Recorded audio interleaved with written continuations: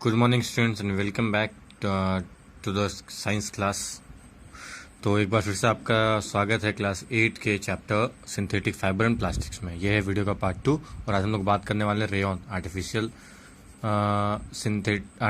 यानी synthetic fibre में जो पहला यानी कि सेमी सिंथेटिक फाइबर है, रेयॉन की बात करने वाले हैं। तो सबसे पहले रेयॉन की बात करने के पहले पिछले वीडियो में मैंने आपको बताया था कि रेयॉन किसका बना होता है और किस तरीके से किस तरीके से ये सिल्क के ओवर नेचुरल सिल्क से बेहतर है। इसमें हम लोग बात करेंगे इसको प्रिपेयर कैसे करते हैं, फिर इसके यूजेस क्या है, इसके कैरेक्टरिस्टिक्स क्या क्या है। ठीक है, तो चलिए बात करते हैं रेयॉन। सबसे पहला बात करते हैं रेयॉन के बारे में। तो rayon is called first semi synthetic fibre. ये पहला सेमी सिंथेटिक फाइबर। इसको सेमी सिंथेटिक कहने के पीछे वजह यह है क्योंकि ये सेलुलोज का बनाया जाता है। इसके जो मोनोमर्स होते हैं, जो केमिकल कंपोनेंट्स होता है, वो सेलुलोज का होता है। सेलुलोज एक नेचुरल फाइबर है, नेचुरल कंपोनेंट है।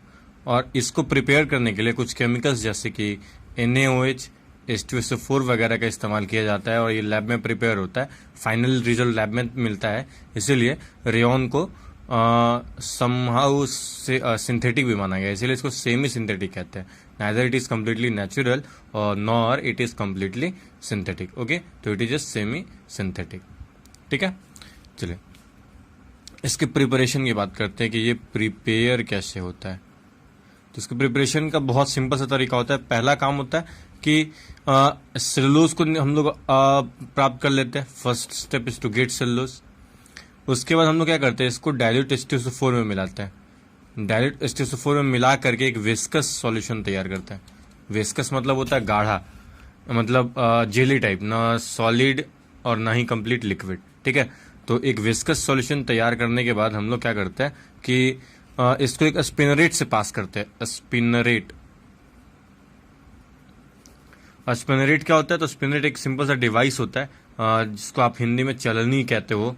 एक्चुअली जो समझ रहे हो इधर, हम अपनी भाषा में लोकल लैंग्वेज में सीव कहते हैं, SIEVE, जिसमें ऐसे बहुत सिलेंड्रिकल स्ट्रक्चर बना पड़ा होता है और ऐसे इसमें बहुत सारे ऐसे होल बने होते हैं इस तरीके से।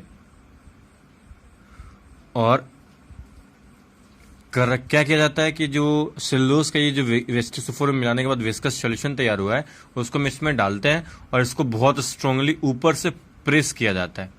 जब ऊपर से प्रेस करते हैं तो जो सेलुलोज है वो इन सिलेंडर से होकर के गुजरता है। जब इधर आता है तो पतले पतले थ्रेड के फॉर्म में इधर बाहर आता है और यही आपका रेयॉन फाइबर कहलाता है। और फिर इसी से फैब्रिक्स बनाए जाते हैं।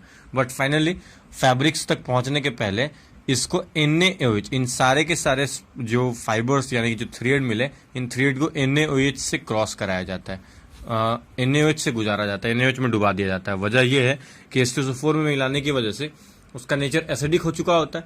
तो क्या किया जाता है कि जो सबस्टेंस है NaOH, जो बेस है NaOH, उससे जब उस थ्रेड को पास कराते हैं तो H2SO4 का जो एसिडिक नेचर होता है, बिहेवियर होता है, वो कैंसिल हो चुका होता है, जिसकी वजह से इसका फैब्रिक यूज करने पे भी हमारे बॉडी पे या किसी भी प्रकार का कोई लॉस नहीं होने वाला।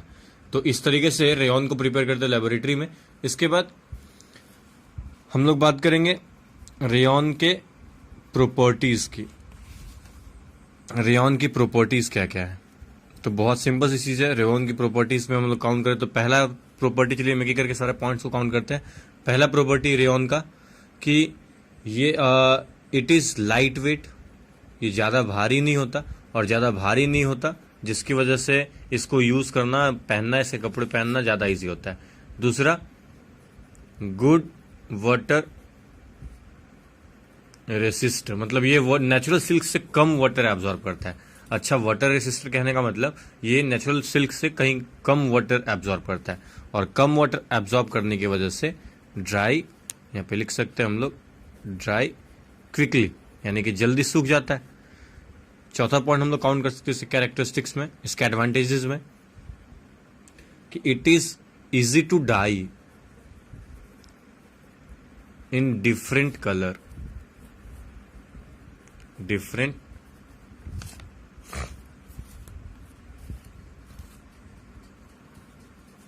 Colour shades. इसका मतलब हुआ कि इसको आसानी से हम दूसरे कलर में रंग सकते हैं, दूसरे शेड्स में कन्वर्ट कर सकते हैं, और यही वजह है कि ये काफ़ी इंडस्ट्री जो है उसको आसानी से प्रोड्यूस कर सकते हैं, इसके अलग अलग वेरिएशंस। इसके बाद हम लोग क्या कह सकते हो, it is easy to dye के बाद ये इट डजेंट श्रिंक। इसका एक और प्रॉपर्टी होगा, इट डज नॉट श्रिंक, मतलब ये सिकुड़ता नहीं है। ये सिकुड़ता नहीं है, इसकी वजह से इसको बार बार आयरन करने वाली परेशानी हम लोगों को झेलनी नहीं पड़ती, और ना ही धोने के बाद ही इसके छोटे होने का चांसेस रहता है। इसके बाद इसका अपीयरेंस जो है वो सिल्क लाइक है, सिल्क लाइक अपीयरेंस है। सिल्क लाइक अपीयरेंस होने की वजह से इसको रिगार्ड किया गया है आर्टिफिशियल सिल्क, जिसकी वजह से अभी ये नेचुरल सिल्क को बहुत कड़ी टक्कर दे रहा है मार्केट में, और उसका पोजीशन ये ले रहा है। और क्या कह सकते हैं, और कह सकते हैं कि it is easy to handle और मेंटेन। इसको मेंटेन करना काफी इजी है। और कह सकते हो it is resistant to moths, resistant to moth. इसका मतलब क्या होता है कि कुछ इंसेक्ट्स होते हैं जो हमारे कपड़े को, जैसे कॉटन वगैरह है, उसको काफी टाइम तक छोड़ दो तो उसको काट करके उसमें होल बना देते हैं, उसको बेकार कर देते हैं। तो ये जो होते हैं आर्टिफिशियल सिल्क जो होता है ये मॉथ रेसिस्टेंट होता है, मतलब मॉथ्स वगैरह से इसको कोई फर्क नहीं पड़ता, मॉथ्स वगैरह का इस पर कोई असर नहीं पड़ता। और हमारा ये जो कपड़ा है जो रेयन है वो नेचुरल सिल्क के कंपेरिजन में काफी लंबा टिकता है। तो ये सारी प्रॉपर्टीज थी रेयन की। अभी हम एक बार काउंट कर लेते हैं कि भाई ये क्या है, लाइट वेट है, हल्का है तो यूज करना इजी है, गुड वाटर रेसिस्टर है, मतलब कब पानी कम एब्जॉर्ब करेगा तो जल्दी सूखेगा। ये इसको अलग अलग रंगों में डाई करना आसान है, इसलिए इसके अलग अलग शेड्स कन्वर्ट करा सकते हैं, अलग अलग टाइप के डिजाइन इस पर आसानी से रंग कलर करके निकाल सकते हैं। ये श्रिंक नहीं करता है, इसमें श्रिंक करने की प्रॉपर्टी नहीं होती। ये इसका अपीयरेंस सिल्क की तरह होता है, नेचुरल सिल्क की तरह होता है, जिसकी वजह से इसको आर्टिफिशियल सिल्क रिगार्ड किया गया है। इसके बाद ये इजी टू हैंडल करना आसान है, मेंटेनेंस इसका काफ़ी आसान है, रख रखाव काफ़ी आसान है, और ये मॉथ रेसिस्टेंट है। मॉथ रेसिस्टेंट का मतलब इस पे मॉथ से कोई फर्क नहीं पड़ता। ये सारे एडवांटेजेस हैं आपके रेयन के। इसके बाद हम लोग बात करेंगे प्रॉपर्टीज के बाद बात करने हम लोग को यूजेस की, कि रेयन के यूजेस क्या क्या हैं। तो रेयन के बहुत सारे यूजेस हैं। पहला तो सिल्क के रूप में यूज होता है, तो इसका बहुत सारा कर्टेन बना सकता है, इसका साड़ी मतलब शारी हो गया, और भी बहुत सारे क्लॉथिंग आइटम बनाए जा सकते हैं, और भी बहुत सारे क्लॉथिंग आइटम्स बना सकते हैं, सॉक्स हो गए और ट्राउजर्स वगैरह हो गए, ये सब बनाया जा सकते हैं। इसके अलावा ब्लैंकेट्स कर्टेन्स वगैरह इसका बनाया जा सकता है। इसके अलावा इस रेयन को कॉटन के साथ मिक्स करके बेडशीट भी बना सकते हैं। एक चीज़ और है, ब्लेंडेड फाइबर एक टर्म है यहाँ पे, इस टर्म को हम लोग याद रखेंगे।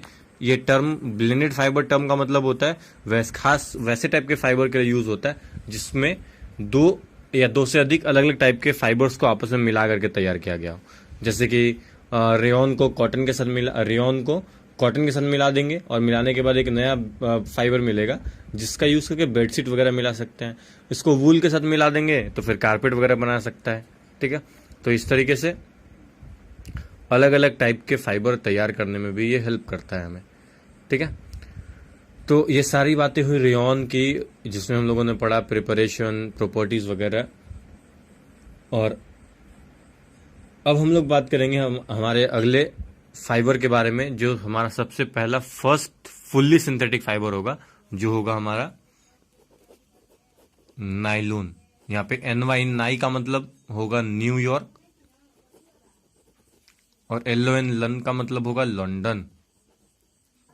मतलब ऐसा कहा जाता है, माना जाता है कि नायलॉन को सबसे पहली बार न्यूयॉर्क और लंदन जैसे शहरों में डिस्कवर किया गया था, ढूंढा गया था, प्रिपेयर किया गया था, इसीलिए इसको नायलॉन नाम दिया गया है। और इसको सबसे पहले इन शहरों में करने की वजह से इसको नायलॉन नाम पड़ दिया गया। अब इसके बारे में हम लोग इसकी चर्चा हमारे अगले वीडियो में करेंगे, नेक्स्ट वीडियो में करेंगे। ठीक है, चलिए तो फिर मिलते हैं हम लोग अगले वीडियो में। तब तक के लिए बाय बाय। आइए, आते रहिए, पढ़ते रहिए, सीखते रहिए, और ये thank you for watching this video. Bye, may God bless you.